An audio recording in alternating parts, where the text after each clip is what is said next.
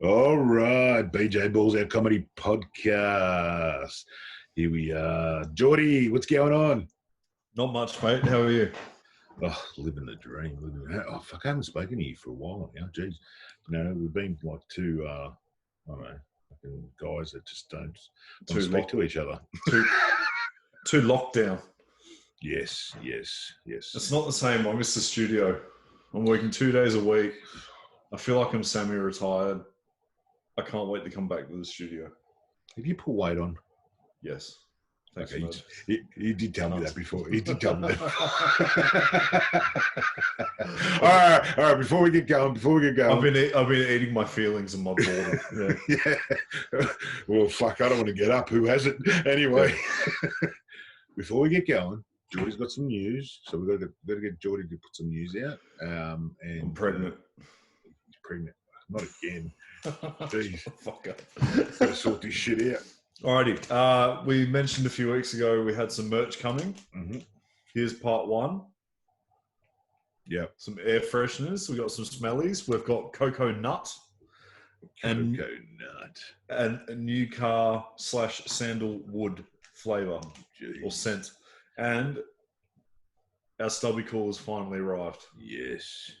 And even though you can't actually hang out with anyone anymore, you can still sort of say cheers to someone while you're drinking. And our bottles have just arrived, so we're going to sort out our sauces. So they're coming as well. So keep your eyes out for that. If you're allergic to anything, don't bother. Like, we're not going to go as far to print ingredients, are we? It's just going to be really hot shit. So just if you're allergic to anything, don't fucking eat it. No. I'll print it out. There'll be a little printout. A disclaimer that if you die, it's got nothing to do with me. That's all you get. Just don't tell them that secret ingredient. Yeah.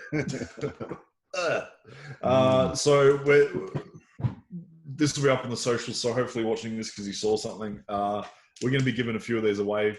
We're going to have a secret word. We're not going to announce it. Obviously, you got to message in or comment.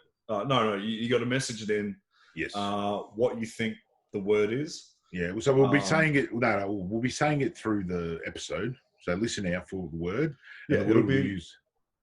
Yeah, it'll come up. So, for example, you can win one of these. Might throw in a couple for your mates as well. So tag them and get everyone on board. As you can see, there's a lovely pair of nuts. All it's missing is a knob, but it smells very good. Why the knob is missing? They tried to use mine. Not enough fucking, not enough paper to make it on. But anyway, that's another story. It was way too expensive. The quote was much easier. There you go. And mine isn't that pretty, so we didn't want to print it. Yeah. So we just went with balls. No knobs got printed. But wait. Listen. I'm not talking about knobs going on here, but it's not actually on the mind. Yeah, I know knobs are on the mind. No, knobs aren't on the mind. But my point is here, the actual fucking the balls don't mean knob or dick or anything. You know what I mean? They actually don't mean that. We talked about this. Depends if you've had surgery or not, I guess. But yeah, yeah, sure. but it's not. It's like, you know, and this is the whole thing, you know. And I've been asked this question, and I'll say it again. You know, like we went out for drinks. And not now, pre-COVID, lockdown, all that sort of shit. We don't need any more fucking hate mail, yeah. No. Do we get hate mail? Fucking in. I don't read. I do, because I speak my mind, but yeah, anyway. Did we get hate mail? No, you don't. Oh, jeez. I just get blocked. Fucking hell. See how excited you got me? I was going to go shoot somebody. Anyway, no, I'm not talking about knobs. No, let's forget about knobs.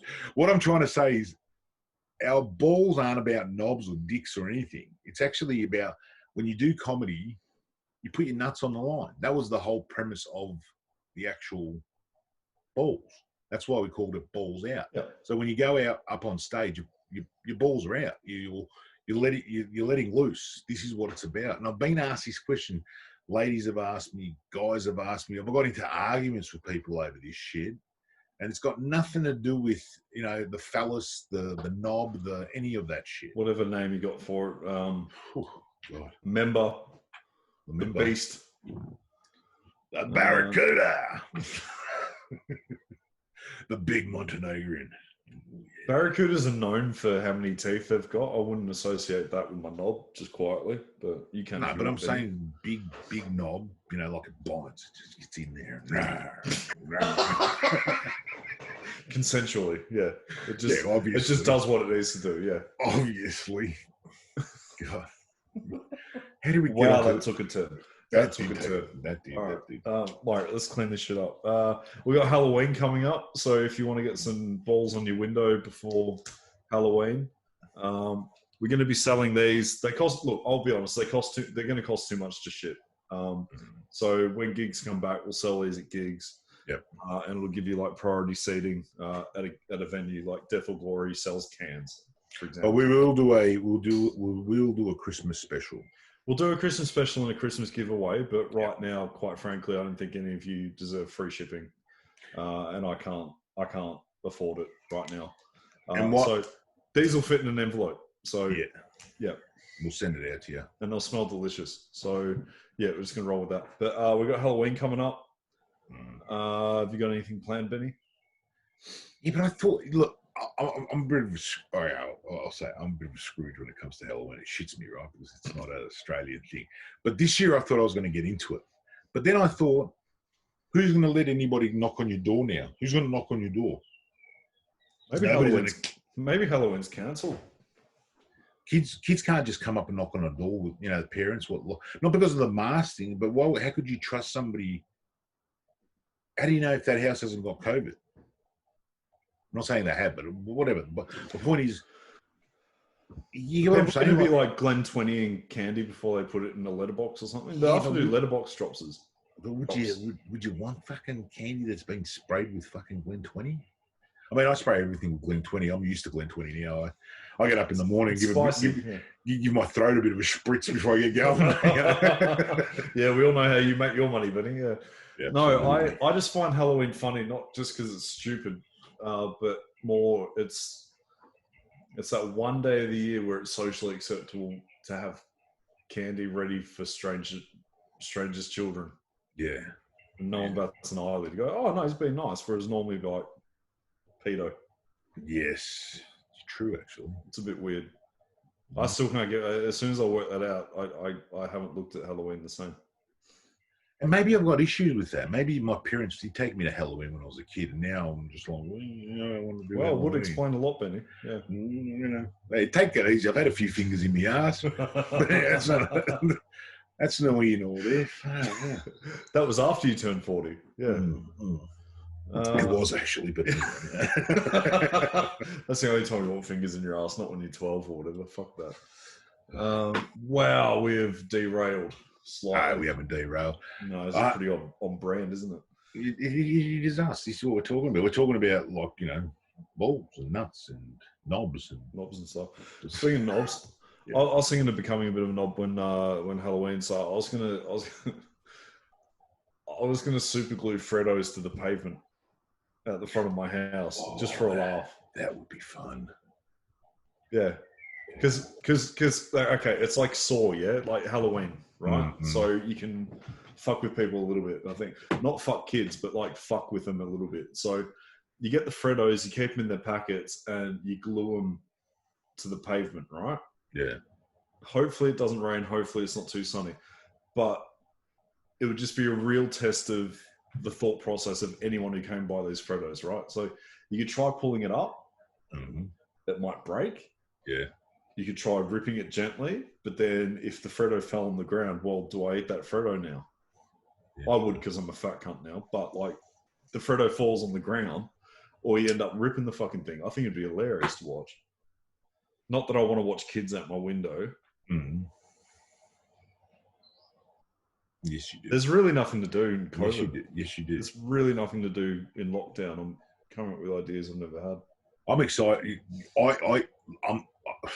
You know, when you were a kid. Do you remember when you were? Well, you remember, fucking obviously. No, I was born like this. You were born with a beard and the hair and that. Yeah, gotcha. But do you remember when the Mr. Whippy van would go past? Yeah, they're creepy.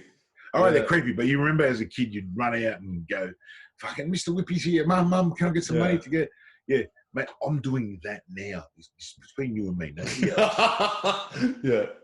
I know I'm getting a delivery today, mate. I hear a fucking truck drive past. I'm on the street. Nothing. Fuck. Walk back inside. That's been me the last few days. I've been ordering bits of the Beetle, but I can't remember the last time I heard of Mr. Whipping Man. Yeah, we've mentioned it. No, I've heard a few. Yeah, I've heard of it. There's actually one in the area. Must be a Western Suburbs thing. These up straight away, Western Suburbs. Like, fucking hell, mate. Like, what are we, Mexican? Well, sort of, but anyway. I've been told I look Mexican when I'm tan. That might be summer coming up. If I can get my summer body ready. Summer body, jeez, fucking hell. Well, I've got the pool ready, so hopefully we can get a few people over. Fucking have a bit of a barbecue. Way too fat to take my shirt off. I'll be jumping into the shirt. No, don't do that. I go fucking hell in the Terral, man. I get Speedos on and they're just like, oh, God, eat and leave. Oh, I can't even eat now. They just leave more food for me for later on. knob out and everything? No. I haven't gone that far, you know. You know what I love about, you know which Speedos, what colour you go? You go yellow. No. Yes, you go yellow. They're the best. No, because that attracts bees. Why would you want fucking bees on you while you're sitting there? No. You go yellow, and then if you're sort of European descent or anybody that's got a dark hair like we have, right? The yellow. Once the water hits them, you just get this fucking bush. You can outline of the bush coming down. Now that you mention it, I remember something when I was 16. Yeah. I remember saying that. Yeah, very good. Oh, God. Fucking yeah. We've just gone down knob. Well, actually, speaking about knobs, Dan Andrews, that's a knob. Is he, though? I don't know. He is. Sorry, no, fuck it. No. When a person can't answer a fucking question, I'm done. Okay, he might not be qualified to answer that question, or his staff might not be on site to. So everybody, I don't watch news anymore. I'll be honest. Everybody that started fucking on his fucking I don't know, electoral. Everybody with him is jumping ship now. They're like rats, man. They've just gone. Are they? Well, fucking, he's lost two second, and he's nearly lost the second guy. Well, no, he hasn't lost a vice, fucking whatever he is, premier. But he's lost the Makakos lady went out. Then he's fucking second in charge in the fucking parliament or whatever the fuck he is. The other guy lost him. I don't know about much about politics, but I'm not making. No, me neither. But these guys are fucking gone now, and it's just like, mate, I don't know. Just open up fucking Victoria for fuck's sake. Well, actually, today, 17 people. Like they had people fly in from New Zealand yesterday. They flew into Sydney. Then they got on a plane and came to Melbourne, and we're in lockdown, and they allowed them to come here. And they are they in hotel quarantine though? No, they went home. Now they want to know who they are. Name and shame. Well, but is it their fault? This is what I'm saying. Is it their fault or is it this idiot's fault? Sorry, man. Come on. No, the guys. And this is it all comes back to, mate, they fucked that road. They were going to build that road up. Remember when they were going to build that, we were going to have that east-west link? Would have been the fucking best road out there before he went into power. And he got into power because people turned around and went, nah, fuck it. We don't want it going through our area. It's going to fuck up our houses in Brunswick. Fuck, half of Brunswick voted for this fucking knob. He's a knob. I don't care what anybody says. I don't remember that. Yeah, well, that's how he got in. He basically canned that. It would cost us a fucking millions of dollars for that road. And now we're in our houses. I don't know. It's just becoming, this is too much, man. It is. I miss gigs, but I'm quite enjoying it. I love doing nothing. It's great. Oh, look, don't get me wrong. Look, I don't mind doing nothing, but there is a point where you just go, I just want to be able to get out. And I'm not talking like a fucking shopping centre or a fucking Bunnings. I want to be able to actually go somewhere and just watch the world go by. I'd love to go to the beach and just sit there and watch the world go by. Yeah. And I don't know. It's fucked. That's all I've got to say. It's like, Yeah. Can't have anybody. I can't have you here next to me, abusing you, fucking stroking my knob, stroking that. Oh, Jesus, that's a bit rough. But anyway, you know. And I was thinking, Geordie picked out the smells. I said to him, "Go bubblegum smell." No, he went sandalwood. They didn't fucking have bubblegum, and we're not 5. Oh, fucking if you had. I'm just going to put it out there. Any fucking knobhead had a fucking bubble gum on their fucking in their car. It smells beautiful, bro. They didn't have it. They had sandalwood. Yeah, I got it because it's sandalwood. Yeah, I get it. I get the coconut nut. I get the puns. I understand the puns. But massive thank you to Custom Gear for sorting me out. Jesus. I'm sorry they didn't have bubblegum, you fucking precious asshole. I'll sort you out with something bubblegum flavored. I will come up with something bubblegum flavored. Maybe we'll release men's genital shampoo and conditioner or something. No, stop talking about fucking knobs, man. It's not about that anymore. It's about whatever. I'm losing this fucking argument now. All right, we did come up with a segment though. We're gonna give each other movies to watch, and we're gonna give honestly brutal feedback reviews. And if anyone out there has an idea for a movie that we should watch, maybe you want to send one Benny's way or send one my way or one we both have to watch and all that sort of shit, by all means, let us know, because we have a lot of free time on our hands. Oh yeah, I've been watching a lot of old school movies, man. I've got into just nothing with Will Smith, please. Why? Because I fucking hate Will Smith. I saw him have a colonoscopy the other day, but anyway, that's another story. Anyway, that's just all right. So no, you're gonna have to explain that one. I don't know. I sort of stumbled on this. You know that Jimmy Kimmel guy, the guy that does the Jimmy Kimmel show in America. All right, you hate him. I get it. He's not funny. Yeah. All right, he's not funny, but not the point. No, hang on. No, I'm thinking of the other one. What's the other one? No, Jimmy Fallon. No, he's. Oh yeah, fuck. He's the worst. Anyway, continue.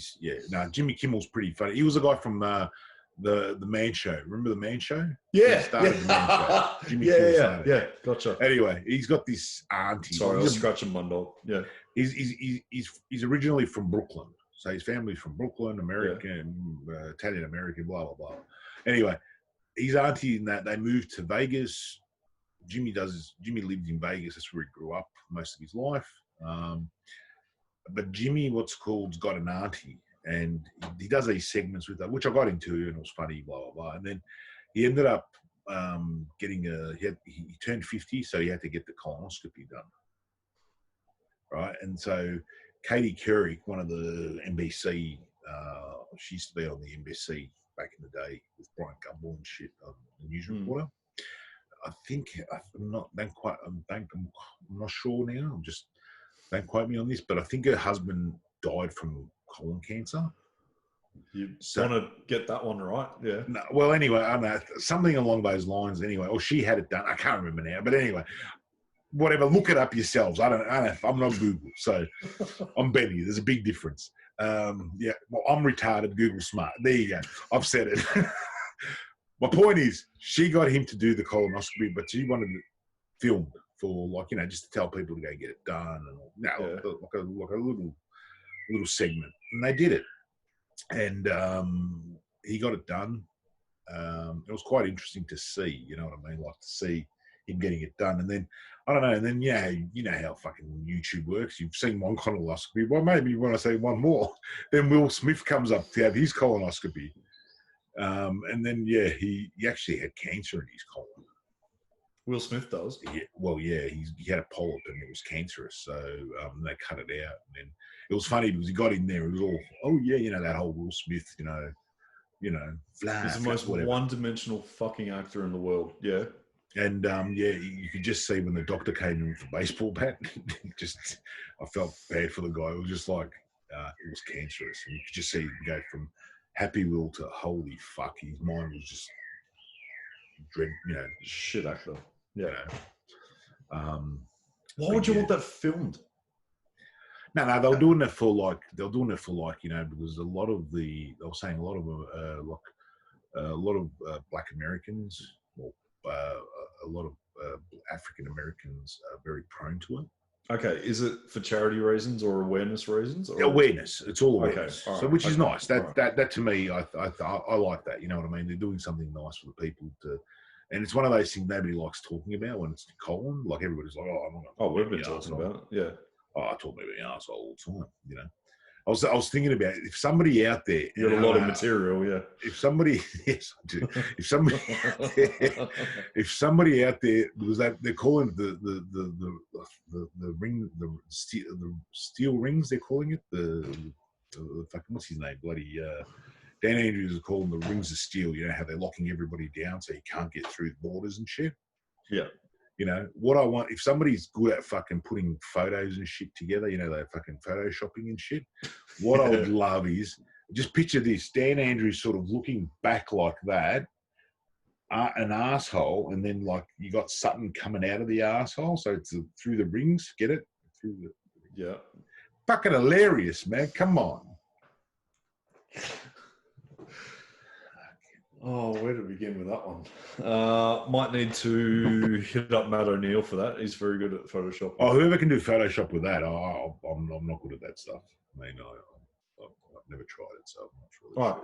Photoshopping competition. If you can make that happen, you will get, and I'll pay for postage. I'll pay for it. Not like I've dropped enough on this shit already. One of these. Yeah. And smell each of these. Yes. And maybe like a lock of pubes or something. I don't know, but we'll.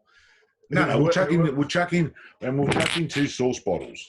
Yeah, okay. So 2 sauce not bottles. Empty sauce bottles. I'll fill them up. They'll be saucing it. Yeah. Yeah. Just don't take it to a lab to get tested. So there'll be 2 sauce bottles, 2 of these, each different smell, and a stubby holder. Yeah. If somebody can do a meme, you can Photoshop Dan Andrews looking back with an arse rim, so it's the sphincter. The sphincter, yeah. And then you got like something coming out of the sphincter. But what's coming out of the sphincter though? Sutton. He's like the guy that does all the fucking the scientist guy. Oh, okay. Yep. Yeah. All right, done. Get him coming out of it, or that Dr. Chang. Anyway, one of those guys. I don't give a shit who's coming out of his asshole. One of them coming out of his ass. Somebody should be coming out of his asshole. And it ain't me or Geordie. No, I'm not going into it either. No. It has to say something about Ring of Steel. So that'll be our Photoshop competition. Yes. And look out for the word as well. So yeah, there's a magic word in there somewhere. Not magic. It's not even magic. It's just a secret word. There is a secret word somewhere that'll get you sent stuff. But you got to tag some mates in the thing. And then basically, that's basically it. I hope everybody's doing well. So yeah, just keep this. Today's a short one. We're only doing it, 22 minute, 20 fucking whatever minutes. You're selling it, yeah. No, we're doing a short one today. We're not really getting into the talking. There's a promo. I need a haircut. Look, fucking hair's gone, mate. Wife needs to give me a haircut. Anyway, all right, just look out for it. The word's there. The bottles are there. The sauce is there. What was the other thing? The smellies are there. Smellies are there. Yep. And yeah, I reckon. So we'll post it up off our socials and the page. Yep. So tag 2 mates. We'll send you one of these each. Yep. With your guess for the name, guess for the secret word. Yep. So just direct message one of us or the page. Yep. And look out, because we got Amy Chambers coming up next. So he's coming up. He's just waiting. He's in the waiting room. So we've got to get to him next. So that's going to be our next episode. So look out for Andy. Yeah, and we got a lot of people lined up as well. A lot of people coming up. Yeah. Yeah. So thanks for listening. Look out for the secret word. And have a listen, and get back to us. Have a listen. We'll announce this next week. So I'll put this out today. We'll announce this next week. So next Sunday, let's say Sunday-ish next week, we might even have some news about the barbecue, because we've got to wait till tomorrow. So we'll see what happens. Hopefully we've got some news for that. But next week, we'll do another podcast next Sunday. So just look out for that. We'll announce the winner or the winners. Yeah, and I'm serious. If somebody can get this knob, do the meme for me, man. I want this fucking knob on there. Well, yeah. I know Geordie likes this knob, but anyway, I don't. Anyway. No comment. I don't want to lose followers. But yeah, like and subscribe, all that sort of shit. Thank you very much for listening. Absolutely. And get guessing. Be good, guys. Take care.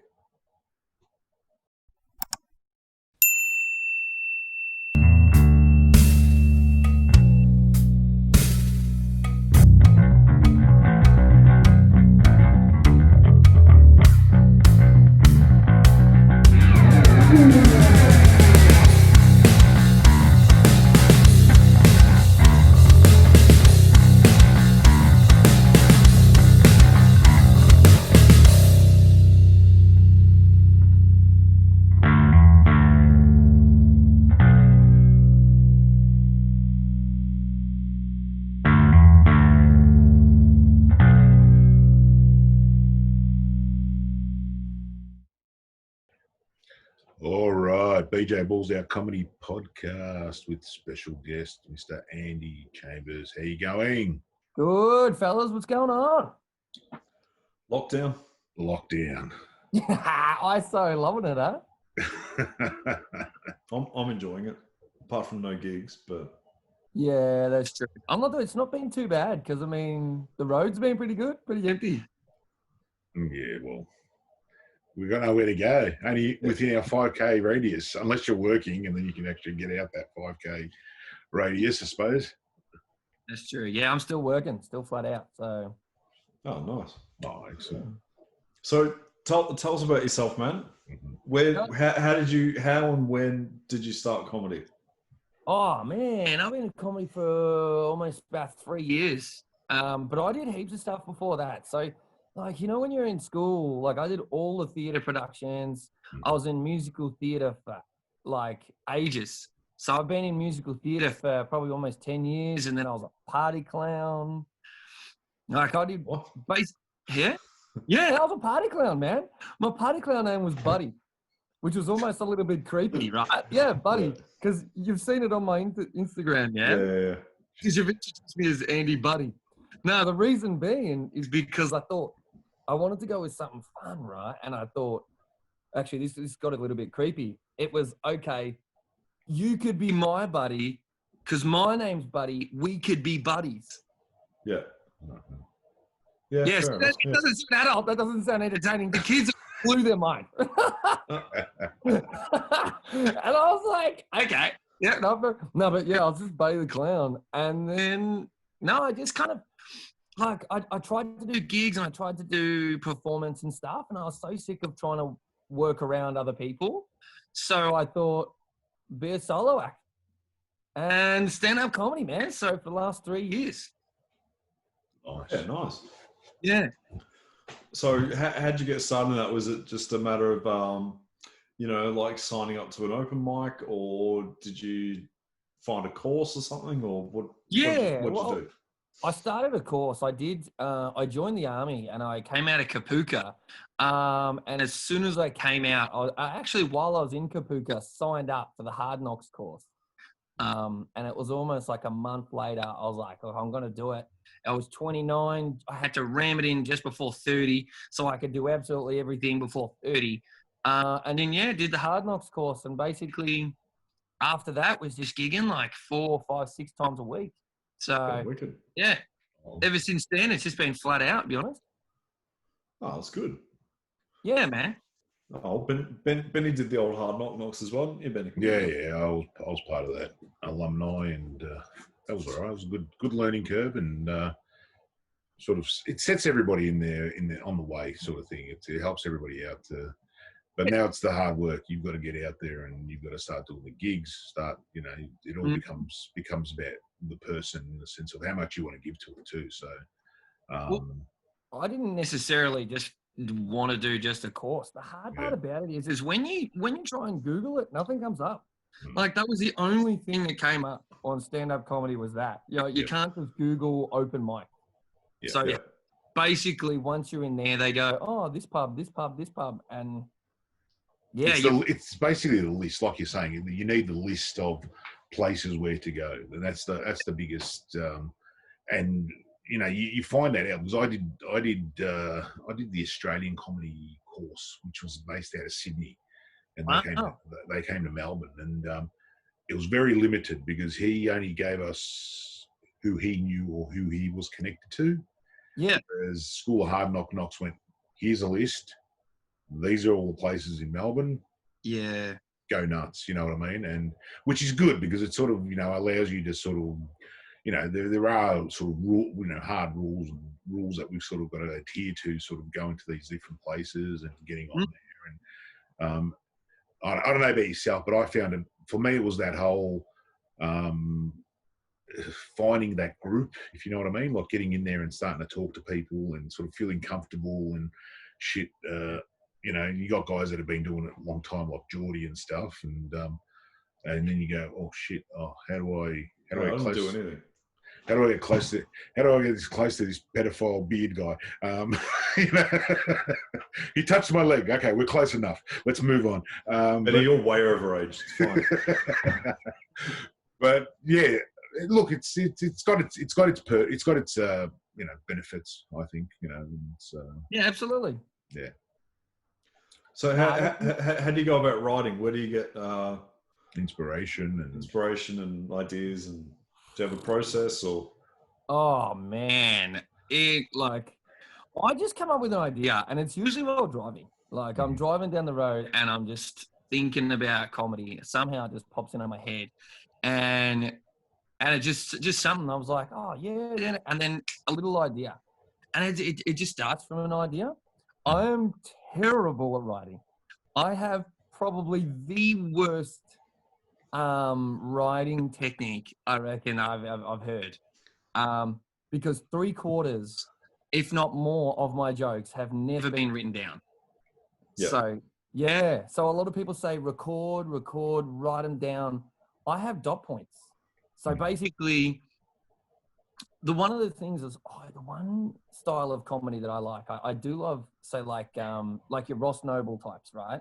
Mm-hmm. And it's almost like you could go to every show, and every show's a little bit different. So I'll write dot points, and anything between those dot points, I don't know. So my joke is those dot points, is those kind of, I got to hit this, I got to hit this, I got to hit this. So all I know is all I've written down is dot points. So as far as writing jokes, I just kind of write dot points, and then on the night, wing it. And just because it ends up fun for me, you know, and like I hear it, and then I'm enjoying myself, because I think one of the things that I learned is they like it when you enjoy yourself as well on stage. Yeah. And sometimes I don't even know, and then I'll just go off on a tangent. I'm like, oh, that was grouse. And it just flows, and then the audience can sort of feel that energy. So, yeah. That's also being natural to the actual art itself, as in, I'm the same. I don't write shit down. So I've got a little recorder. Yeah. I record it, and then I might try to write it down, or I'll sit down and I'll go through it, and then I'll look at it and go, it becomes a speech for me, and I don't want to do that speech thing. I want it to make it as natural as possible. Yeah. And you know, when it becomes that speech, it's not funny. And even though you might have a joke in there, it's sort of like when you do it, you add all these elements in there and stuff. I don't know. I mean, that's what I find. But I suppose, look, everybody's different. Even the writing, some of the guys that write, I'm envious. I'm like, when I hear people going, I've just written for 2 or 3 hours, I'm just like, fucking hell. How the fuck do you do that? You know? But when it comes to like writing for 3 hours, half of the stuff I don't even know if they use, you know. They just kind of like, oh, I'm just going to write. And then they sit down, they go, oh, and then cut this and then do that. So it's a hard one, really. Yeah. But I think most of the time I write, I'm actually on stage. So I'll say it and I'm like, oh, this is a cool concept. And I just kind of chuck it in somewhere that I know that works. And I'm like, oh, what about this? And then they go, you know, I hear the audience's reaction. And I'm like, oh, that's good. And then I basically just start on a tangent on stage. and see how we go and go, all right, let's give it a go. And then I have a good memory for that sort of stuff. So once I come off and I ask the people, say friends who are sitting next to me and go, what do you reckon about this? They go, oh, that was good. That was good.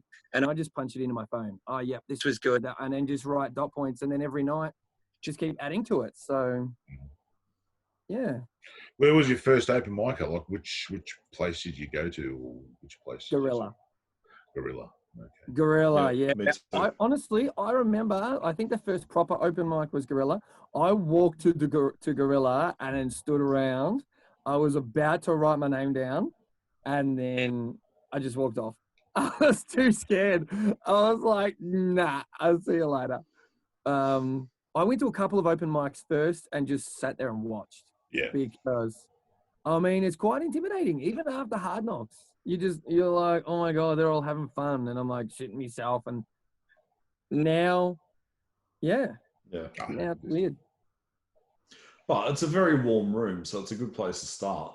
But you see, they're all mates. Like, yeah, but like the people in the room, like us, you know what I mean? When you get there, for someone who's brand new, they just walk into a room with people who are already friends, and they've got to try and feel like they're going to break into that friendship group. You know what I mean? Like, so that can be a bit intimidating. Not all comics are worth hanging out with, so it's fine. Just pick a room, have a crack at it. You probably won't know half these people in half a year anyway, so don't worry about it. That's if half of them go back. Yeah. Lockdown. Yeah. Yeah, fuck it. Just have a crack at it, get started.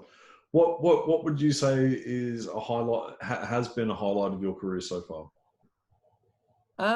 Honestly, my highlight would be gigging with local grown funnies. Some of those guys do a lot of gigs like around town, like really far. And so I'd say probably driving to a gig one night in Geelong, then driving to a gig the next night in Ballarat. And so basically just being able to look back at my comedy resume and just say that I've gigged probably all over Melbourne, you know what I mean? Or all over Victoria. And just looking at, I think an equal highlight was probably my very first MICF. Being able to receive, like I got my artist pass and they handed to me, and there was my name that said performer. That was awesome. Yeah. That's cool. Yeah, I don't think it was like just on stage. I think it was the behind the stage. I feel privileged to be there some of the most of the time. So it's not just the on stage part; it's all the back and the feelings and the journey, I suppose. Oh, that's cool. What would be your hardest gig you've done, or worst bomb? Oh man, hardest gig. Man, I've done heaps. Probably my hardest gigs would probably be a bunch of them that I've done at Big Mouth. That's a hard room. And because of the weirdest shape, you can just get everybody talking around you. So like I can bomb in front of 2 people, no one cares. You know, I can bomb in front of 5 people, no one cares. But if I've got 20 people and everyone has done well before me and I just eat shit and they just don't like me, I'm just like, I just walk off with my head, dangling. I'm like, nah. Yeah. But, I've got on, and before I even got on, I knew I was going to bomb. You know what I mean? Like, I did a gig in Brunswick, Funny Near the Brunny, and it was a very mixed crowd. You could call it a very millennial crowd. You know, Brunswick people, Sydney Road, and I got on. I'm like, they're not going to like me. They're going to hate my guts. And as soon as I got on there, I tried my best. I gave it a go, and I think I just got off as quick as I could. And I was like, nah. So. All right. So what's bombing to you? Getting that vibe that they don't want to see, or fucking your material, or what? For me, bombing, I would say, is when they're just staring at you like, who's this guy? Like, what?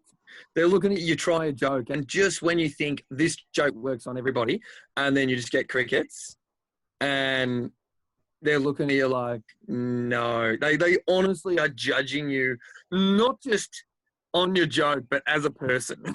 Like, they're looking at you like, who is this guy? Yeah. I think at that point, it doesn't matter what you say. It's going to work. Yeah, that's fair enough. Yeah.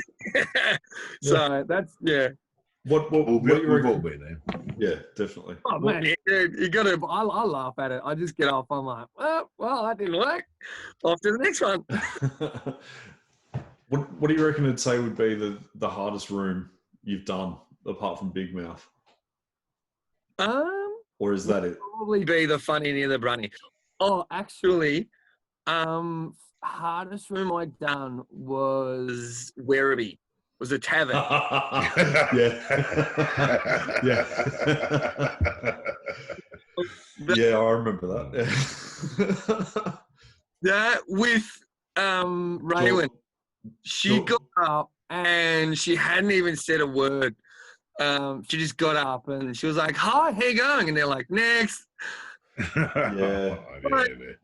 Oh my God. I was like, not only is this going to be a bomb, but this is going to be interesting. And I just got on, and I think at that point, I'm like, nah, don't even worry about like comedy. And I just went at it, and I'm just like, nah, let's go. Like I got a few laughs, but my comedy was almost aggressive. It was like, try this one on, and I was almost. But to be honest, it worked. Yeah. Like, they were looking at it, and they were just like, this is great, because they weren't expecting it. They were expecting people to come on and be all happy and jovial. And I'm like, nah, we're on. Let's go. This is going to be like a comedy fight. And I think I came off pretty well. So I did okay. Is that the night that Brett Hunter was emceeing and the speaker was fucking up a treat and George Campaneris was headlining? Oh, I don't know. I think it might have been the night before, a weekend before. But I know the one you're talking about. But I don't think Raywin was on that night. But I'm thinking someone else. Yeah. Yeah, I think it was like the fortnight before. Yeah, that's when they changed the room around when it was on the other end when we did it. Then they spun the room around, when they put it towards the back end where the pool tables are. Oh, really? Yeah. It was on the other end down towards the corner of the bar. So we did it from that end of the Oh, wow. But that room, you're expected to throw punches. Whereas if you're going up there to be their mate, not the place to do it. It was literally, we saw that. I mean, we saw that night. Me and Geordie did that night, and it was just like they had me on first, and I went, "Nah, I'm not ready for this." Geordie, get up there, and Geordie went first, and it was just like you could just see Geordie's just gone, "Fuck this," and he went hard, fine, and then everybody after him was just like dead, and I'm just going, "Fuck."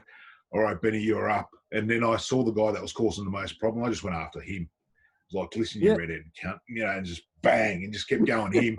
And then you get in your last going, all right, this is working now. Let's get the fuck off before anything starts, It's just one of but it's good to have that experience. If you don't, when it's all jovial and your mates are sitting there going, oh, it's all fantastic. We're going to hit rooms like this, I reckon, through Victoria. And you know what, though? I got to admit, when I say that was the hardest room, I also like that kind of room. Like, it was hard fun. Because literally it's almost like comedy out the window. Like, as far as comedy goes, this is not a room for comedy, right? This is, honestly, you tell your jokes, but it's like shotgun comedy. You're like, bang, if this one doesn't work, bang. You're literally, you're not aiming and shooting and following through and waiting for the laugh. You're literally picking a bloke who's talking in the back of the room and just firing your joke at him. So what's your material, like what sort of material do you usually sort of go for, as in what is it sort of based around? Is it anything sort of general life, family? Honestly, my jokes, I kind of do it around, when I say life, I like to do it like around inanimate objects. I want to take things that are simple, like a simple idea that you've never thought of. You know what I mean? Like, say, for instance, I don't know, a fitted sheet. And you look at it and you're like, how is that even funny? I want to find that funny. You know what I mean? I want to try and dig that out. And then by the end of the 2 minutes, you look at it and go, yeah, fuck that fitted sheet. Yeah, gotcha. And that's kind of the idea, because I think in this day and age, people, you got to find stuff that's common. Everyone's had relationships. Everybody's balded or gotten fat or, had exes. But I think if you can, I like being able to tell a joke and then people take it home. And then say, for instance, someone in the audience goes home and goes, "Oh, the fitted sheet. Oh, yeah." Next time they're making the bed, they're like, "Oh, fuck." And they take my joke home with them. Yep. That's the kind of comedy. So, I mean, that's really hard to find something in the house. But it doesn't just have to be in the house. It could be down the street. It could be anything. But it has to be something that I want them to be able to take home. So. And you were saying before about Noble. Who other influences have you got in comedy? Who influences you for your comedy? I'm a big Bill Burr fan. Yep. So I like the fact that he starts from the end and works his way back. And you kind of, by the end of it, you by the start, you're really confused. And by the time it unfolds, you're like, no, that's good. Yeah, you're on his side. Yeah. But I think, like, that's the same sort of thing. Like, he can tell some funny stuff and pull some voices and stuff, but he can also be shotgun. He's got some really famous gigs where he just yells at the audience, and by the end of it, he's got them eaten out of the palm of his hand. Yeah, the Philly incident. Yeah. That's so good. Yeah. Oh, look, I'm also a mad fan of Matt O'Kine. He was probably a big fan of mine just before I started, and to be honest, like he's a very similar style, like the things that he jokes about. His comedy stylings probably helped influence how I write now.